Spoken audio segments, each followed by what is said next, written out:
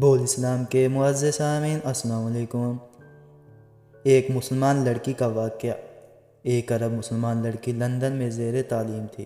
ایک دن وہ اپنی سہیلی کی کسی تقریب میں گئی۔ کوشش کے باوجود وہ وہاں سے جلدی نہ نکل سکی۔ جب وہ اس فنکشن سے فارغ ہو کر نکلی تو رات کافی دیر ہو چکی تھی۔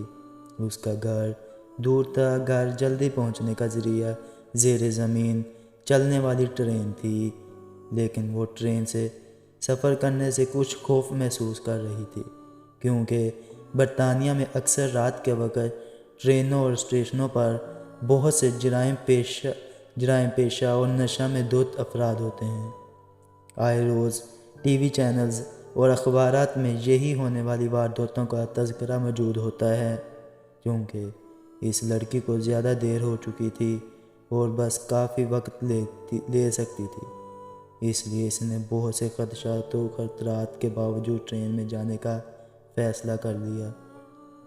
یہ بات پیش نظر رہی کہ یہ لڑکی دیندار نہیں تھی، بلکہ بہت زیادہ آزاد خیال اور لبرل تھی۔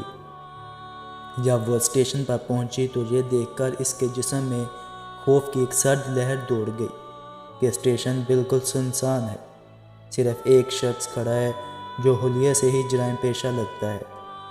وہ انتہائی خوف زدہ ہو گئی۔ پھر اس نے ہمت کی، خود کو سنبھالا، قرآن آیت کا ورد کرنا شروع کر دیا۔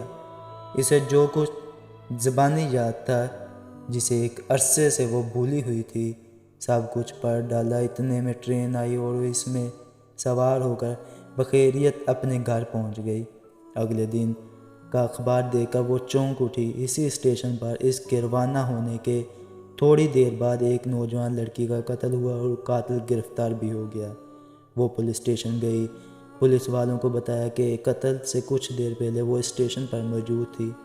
میں قاتل کو پہچانتی ہوں، اس سے کچھ پوچھنا چاہتی ہوں۔ جب وہ مجرم کے سیل کے سامنے تو اس سے پوچھا، کیا تم مجھے پہچانتے ہو؟ اس نے جواب دیا، ہاں پہچانتا ہوں، رات کو تم بھی اسی اسٹیشن پر آئی تھی۔ لڑکی نے پوچھا، پھر تم نے مجھے کیوں چھوڑ دیا؟ وہ کہنے لگا، میں تمہیں کیسے نقصان پہنچاتا؟ تمہارے پیچھے تو 2 انتہائی صحت مند اور قداور باڈی گارڈ تھے۔ یہ سن کر لڑکی حیران ہو گئی۔ اسے یقین ہو گیا کہ قرآن کی آیتوں کا ورد کرنے کی وجہ سے اللہ کی طرف سے اس کی حفاظت کی گئی۔ وہ واپسی پر اللہ کے تشکر اور احسان مندی کے جذبات سے مغلوب تھی۔ اللہ کی مدد اور نصرت پر اس کا بھروسہ مزید بڑھ گیا تھا۔